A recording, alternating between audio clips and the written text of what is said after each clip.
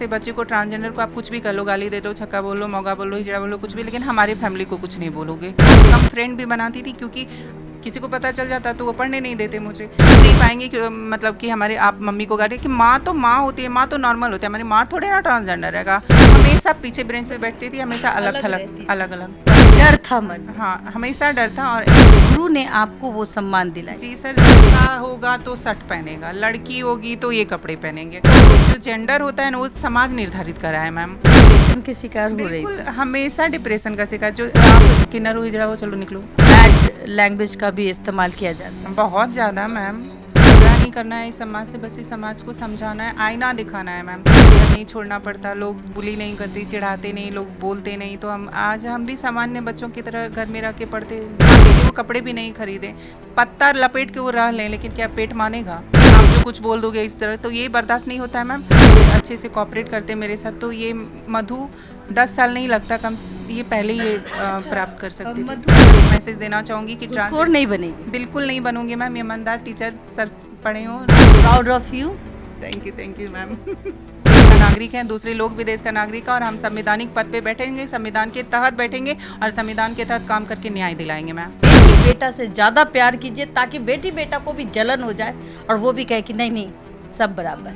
आज हम भारत की वो ट्रांसजेंडर जिसने एक सपना देखा दरोगा बनने का, और उसके सपने को साकार करने के लिए गुरु रहमान जैसे शख्स ने उनका साथ दिया, और पहली दरोगा, भारत की पहली दरोगा, बिहार राज्य माननीय नीतीश कुमार ने ट्रांसजेंडर को 1% जगह दी, और नीतीश कुमार के इस सराहनीय कदम ने एक ट्रांसजेंडर की जिंदगी बदल दी। आइए हम उनके साथ जो बीती है उनके बारे में, और जब वो सशक्त हुई उनके बारे में हम बात करें।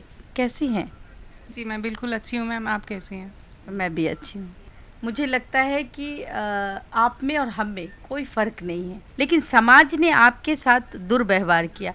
कैसा लगता है उस समाज को जब आप अपनी जगह, अपना स्थान पाती हैं? अभी तो बहुत अच्छा लग रहा है मैम, और जब सोसाइटी मेरा साथ नहीं दी तो मैं 2014 से 2024 एक दशक लग गया मुझे यहाँ तक आने में। बस उसके मुझे किसी से दुश्मनी नहीं है, किसी से गुस्सा नहीं है, कि कोई भी समाज से मैम, क्योंकि ये समाज हमारा है, मैं इस समाज की हूँ। झगड़ा नहीं करना है इस समाज से, बस इस समाज को समझाना है, आईना दिखाना है मैम। तो वो आईना दिखाने का काम आज गुरु के सानिध्य से, रहमान सर के मार्गदर्शन में, मुन्ना सर के, परवीन कहीं सर ना के। कहीं एक गुरु ने आपको वो सम्मान दिलाया। जी सर, मैम सम्मान दिलाने में सारा क्रेडिट रहमान सर को जाता है। तो फिर मैं ये कर पाई, और समाज को मैं समझा पाऊँगी कि आपने अगर ये नहीं करा होता मेरे साथ, आप अगर थोड़े अच्छे से कोऑपरेट करते मेरे साथ, तो ये मधु 10 साल नहीं लगता, कम ये पहले ये प्राप्त कर सकती थी। मधु जी, आपका जन्म कहाँ हुआ? मेरा जन्म पंजवारा गांव में, डिस्ट्रिक्ट बांका में हुआ है मैम। अच्छा, आपके माता पिता क्या करते हैं? मेरे पापा नहीं है, मेरी मम्मी है। मेरे पापा थे फार्मर थे, और मेरी मम्मी हाउस वाइफ है। हम 5 भाई बहन हैं मैम, मैं चौथी हूँ, और मेरे 2 भाई हैं और 2 बहन हैं। सबकी शादी हो गई है, और सब अपने अपने लाइफ में। जब आप जन्म, आपकी माँ ने आपको जब जन्म दिया, जी। तो कितने साल के बाद आपको पता चला कि आप अलग हैं? अलग नहीं पता ही, देखिए अलग कोई नहीं होता है मैम। जब आप मम्मी की पेट से बाहर निकलते हो ना मैम, और जब आप थोड़ा सा हरकत अलग करते हो, तो आपको समाज बताता है कि आप अलग हो। हम तो बच्चे हैं मैम, हम तो बच्चे ही थे ना मैम। आप तो समझ नॉर्मल बच्चे के जैसे ही हम थे। आप तो बोले यू लुक लाइक मी, आप तो बोले ना। तो हम अगर आपके जैसे हैं तो हम अलग कहाँ से हैं मैम? लेकिन ये समाज ने हमें बताया कि तुम अलग हो। तो मान लीजिए 7-8 साल में हमारे को बोले कि तुम अलग हो, तो उसी टाइम मुझे पता चला कि रियली आई एम डिफरेंट। क्योंकि बच्चों को तो पता ही नहीं होता है, वो समाज बताता है कि आप लड़की हैं, लड़का हैं, तब जाके हम अपने आप को महसूस करते कि आई एम गर्ल, और जो है वो बॉय है, यही समझते हैं, और वो ट्रांसजेंडर है। इस तरीके से जब 8 साल की उम्र में पता चला, तो क्या महसूस कर रही थी माँ को क्या लग रहा था उस वक्त? पापा होंगे उस वक्त? पापा हैं, पापा थे उस टाइम, पापा मेरे एक्सपायर किए 2017-18 में इधर फ़िलहाल। अच्छा। तो मम्मी तो थी उस टाइम, और क्या बोलते हैं, लगना है मैम कि इन द सेंस कि आप मतलब सब कुछ आप बोले 8 साल तक अलग रहे, 10 साल तक लड़के लड़की सिमिलर बॉडी रहते हैं, सब कुछ एक जैसा रहता है, बच्चे एक दूसरे के साथ खेलते हैं। जब वो मतलब टीनेज में जाते हैं तब चेंजेस होता है। तो मुझे भी लगता था कि नॉर्मल था सब कुछ, सब, क्योंकि मैं उस टाइम छोटे बच्चे जब थी तो लड़की के साथ भी खेलती थी, लड़कों के साथ भी खेलती, तो उतना रिस्ट्रिक्शन नहीं होता था।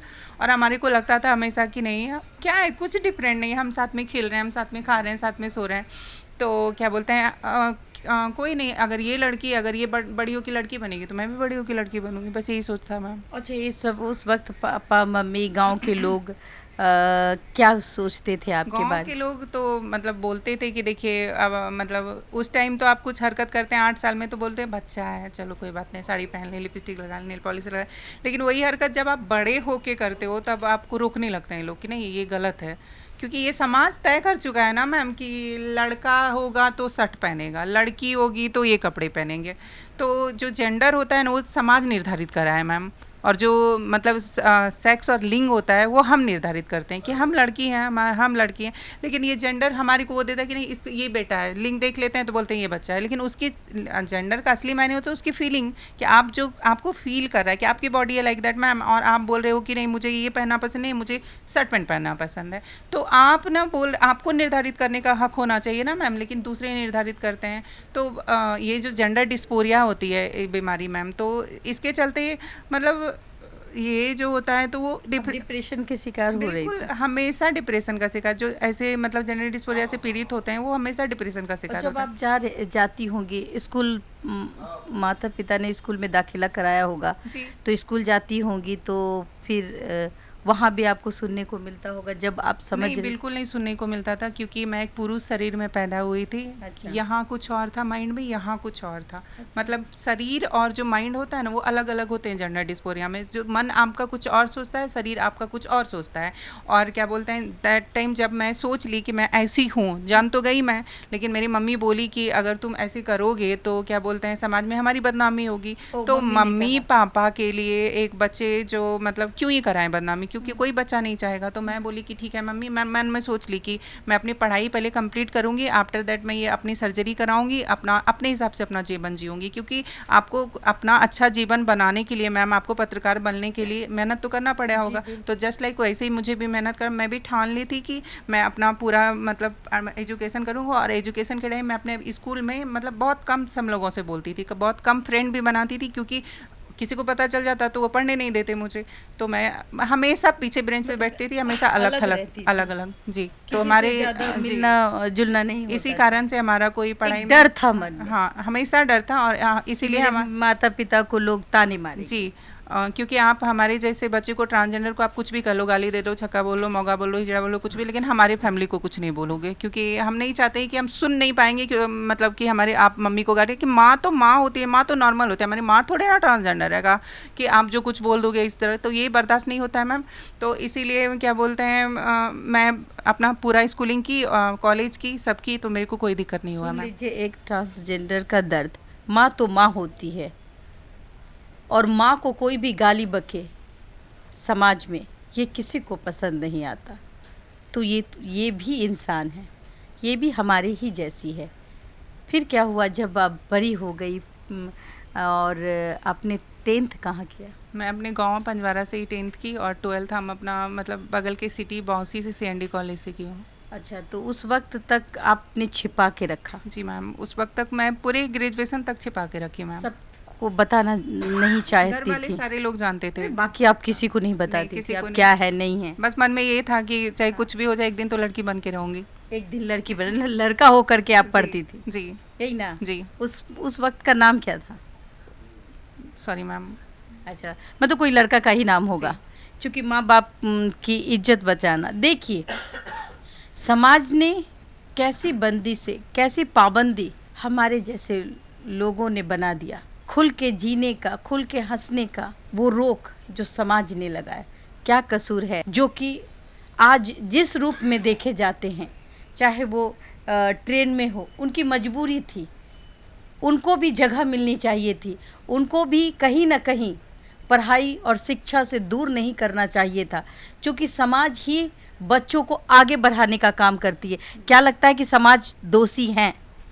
कहीं ना कहीं है ना मैम, अगर नहीं होती तो हम आज मुझे घर नहीं छोड़ना पड़ता, लोग बुली नहीं करते, चिढ़ाते नहीं, लोग बोलते नहीं, तो हम भी सामान्य बच्चों की तरह घर में रह के पढ़ते। वर्षा भी है अपने घर को छोड़ के आज 10 साल से बाहर रह रही है, तो कहीं ना कहीं हम जैसे बच्चों को फेस करना पड़ता है, तब जाके हम हम जैसे बच्चे घर छोड़ते हैं। इसी कारण से कभी कोई गलत कदम भी उठा लेते हैं। बिल्कुल उठा लेते हैं। अभी तो आए दिन देखते हैं, टोल टैक्स में देखते हैं। अभी आप बोल रहे हैं ट्रेन में, बस में, तो क्यों जाते हैं मैम? अगर घर से निकाल देते हैं आप, तो उनके पास क्या बच जाता है? वो सब कुछ है उनके पास। मान लीजिए वो कपड़े भी नहीं खरीदे, पत्ता लपेट के वो रह लें, लेकिन क्या पेट मानेगा?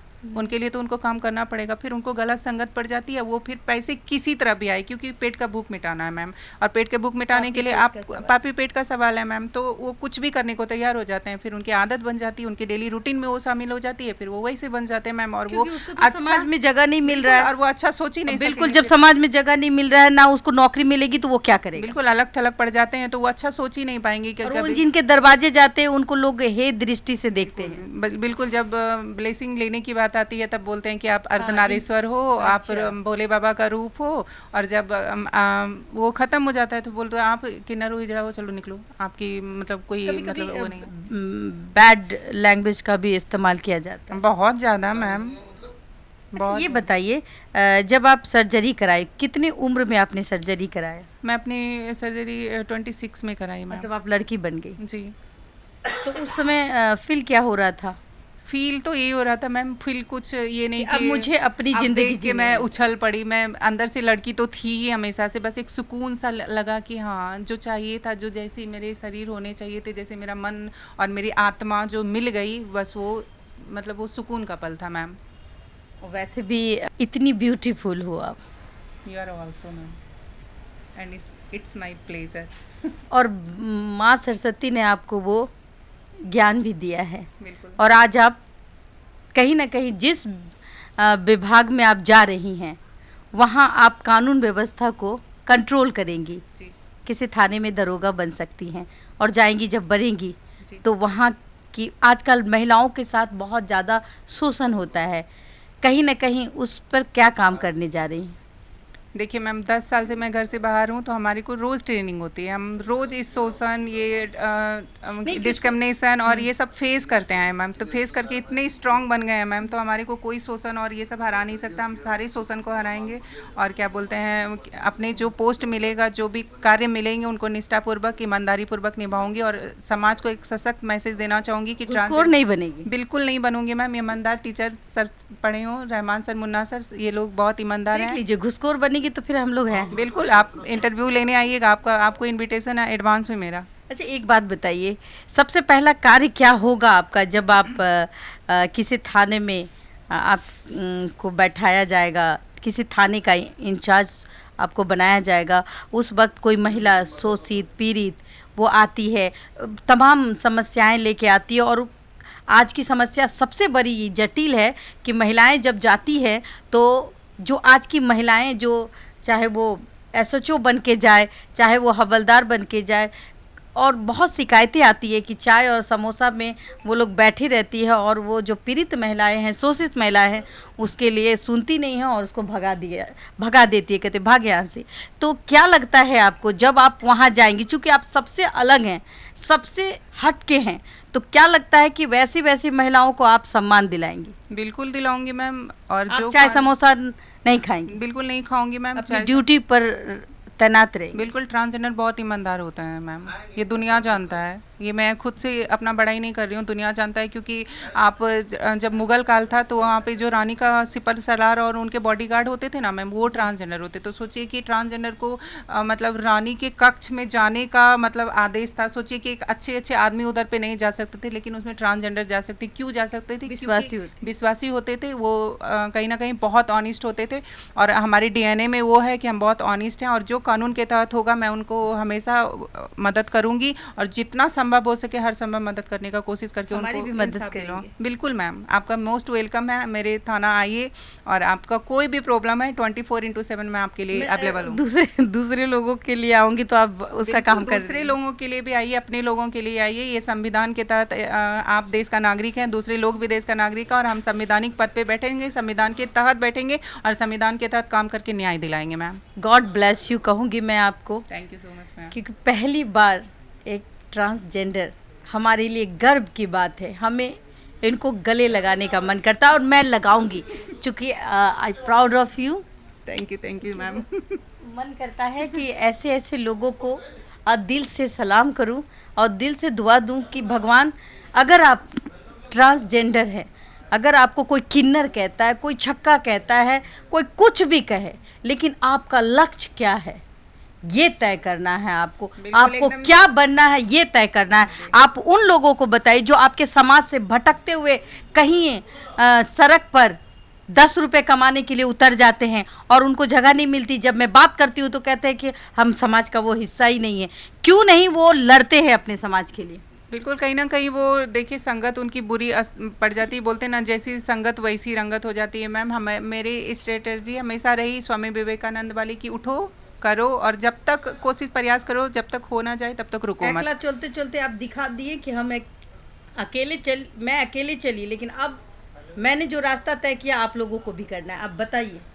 बिल्कुल, मैं अपने कैमरे में बोलिए। बिल्कुल, मैं एकदम मतलब ऑनेस्टी के साथ, हिम्मत के साथ, मेहनत के साथ और लगन के साथ मैं ये करी और करके ये दिखाई हूँ, ताकि आप जैसे बहन भाई, हमारे ट्रांसजेंडर बहन भाई दोस्त आइए और आपके लिए रहमान सर का दरवाज़ा 24/7 खुला हुआ है। आइए, मोस्ट वेलकम है। मैं भी हूँ यहाँ पे और क्या बोलते हैं, पढ़िए, मेहनत करिए और एक सशक्त मतलब इंसान बन के जीवन में आम आदमी के साथ कदम से कदम मिला के चलिए और मेन स्ट्रीम में जिए।